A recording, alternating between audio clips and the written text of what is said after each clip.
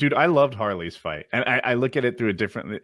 If people didn't see Harley's fight, he goes in there and Harley's against this WWE wrestler whose nickname is the Mayor of Slamtown. I'll be calling him the Mayor going forward. Mm-hmm. So Harley goes in there and he and the Mayor meet sort of center ring.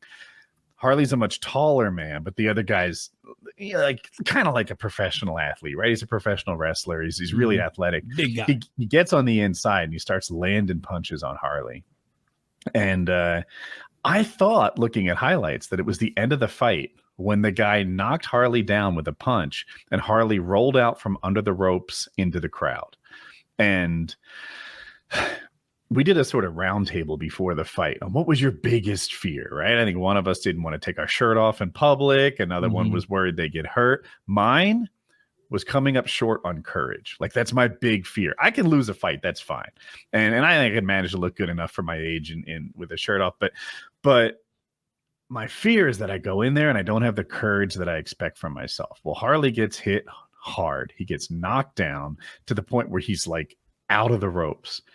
And like, what does he do? Like he's walking around the side of the ring to the adjacent side. He's going 90 degrees around this ring. And then he gets back in. He had an out. He was hit. Everyone would have understood that he was hit. He was hurt. He was knocked down and the fight could have ended, but not Harley. Harley is like, I didn't hear no bell, right? And he goes back in there and he tries again. It's because you ruptured your eardrum, you fool.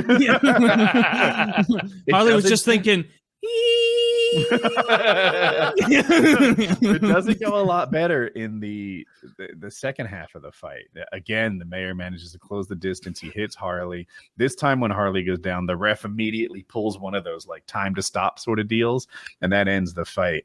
And look at that, motherfucker. If you're thinking that what you look from a fight, like, I love fights. I've talked about this all the time. It doesn't matter if it's a freaking UFC championship fight or two middle school kids on the playground. I love to watch fights and I judge them by courage and heart. And if you could pull that picture up again, it is the epitome of courage and heart.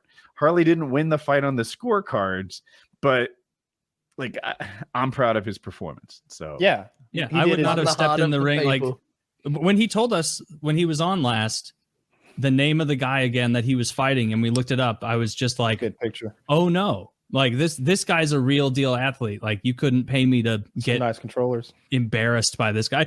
In another way, actually, it's way less embarrassing to lose a fight to that guy than like another food challenge YouTuber, you know, like no one is, I don't think anyone out there is like, Harley, what a pussy. Did you see him get beat up by that enormous professional athlete? It's like, yeah, no shit. Like, Harley knew what was coming going into it as well. More likely than not. What's the thing? Like having the balls to step into the ring with someone that you know is probably gonna beat the piss out of you. It's like, that's pretty tough. Yeah. I don't think I would do that for free. Can you believe it?